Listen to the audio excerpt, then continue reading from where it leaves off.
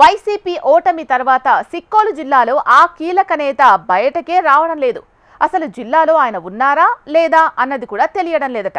నియోజకవర్గ ఇన్ఛార్జ్ పదవి సైతం తనకు వద్దని అధిష్టానానికి తేల్చి చెప్పేశారట.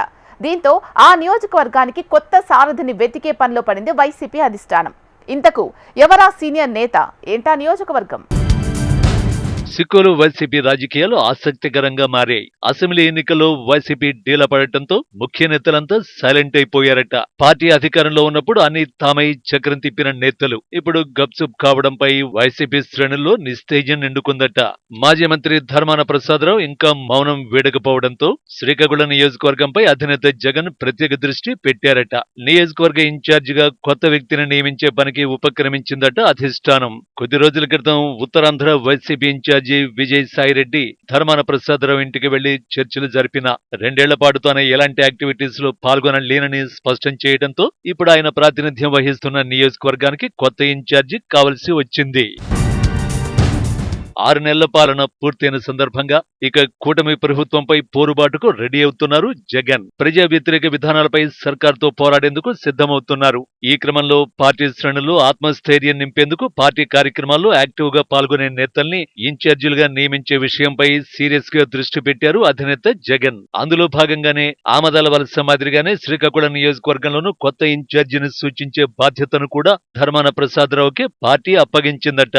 ఈ మధ్యకాలంలో చడి చప్పుడు కాకుండా పార్టీ తరఫున సజ్జల రామకృష్ణారెడ్డి ధర్మానకు ఫోన్ చేసి శ్రీకాకుళం నియోజకవర్గానికి ఇన్ఛార్జిని ఏర్పాటు చేస్తున్నామని, అందుకు కొందరి పేర్లు సూచించాలని కోరినట్లు తెలిసింది. అయితే ధర్మాన ఎవరి పేర్లు పంపించారన్న దానిపై ఇప్పటి వరకైతే ఎక్కడా ఊహాగానాలు కూడా జరగడం లేదు. కానీ ఆయన 5 పేర్లు పంపారని, అందులో నచ్చిన వారిని పార్టీ ఎంపిక చేసుకుంటుందనే వార్తలు జిల్లాలో కారుచిచ్చులా వ్యాప్తి చెందాయట.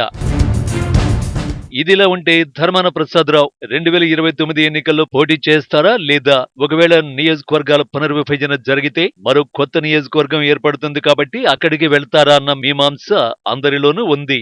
2026లో నియోజకవర్గాల పునర్విభజన జరగాల్సి ఉంది.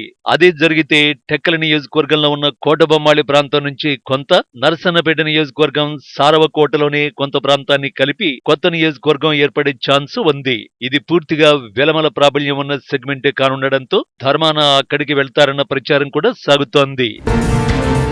కారా, శ్రీకాకుళం మండలాల్లో ఎంపీటీసీలు, జెడ్పీటీసీలు, సర్పంచులు పెద్ద సంఖ్యలోనే వైసీపీకి ఉన్నారు. అక్కడి నుంచి పార్టీ కార్యక్రమాలు నడపడానికి నాయకులకు కొదువలేదు. గడిచిన ఎన్నికల్లో టీడీపీ అభ్యర్థి గొండు శంకర్ కు అర్బన్ ఏరియా నుంచే పెద్ద మెజారిటీ రావడం ఇందుకు నిదర్శనం. ప్రస్తుతం వైసీపీలో జరుగుతున్న పరిణామాలను బట్టి చూస్తే కొత్త వారికి పగ్గాలప్పజెప్పే పరిస్థితి కనిపించడం లేదు. ధర్మాన ఎప్పుడు ఖాళీ చేయమంటే అప్పుడు బేషరతుగా తప్పుకునే నాయకుడు ఇక్కడ అవసరం. అటువంటి వ్యక్తి అయితే తప్ప పార్టీ కార్యక్రమాలను బలంగా జనంలోకి తీసుకువెళ్లలేరనే భావన స్థానిక వైసీపీ నాయకులది. మొత్తం మీద ఇక్కడ ఇన్ఛార్జి ఎవరనే దానిపైనే పెద్ద ఎత్తున కసరత్తు జరుగుతోంది. ఇదిలా ఉంటే ఇన్ఛార్జి పేరుతో ధర్మాలను తప్పించే యోచనలో అధిష్టానం ఉందనే మరో టాక్ కూడా ఉందట.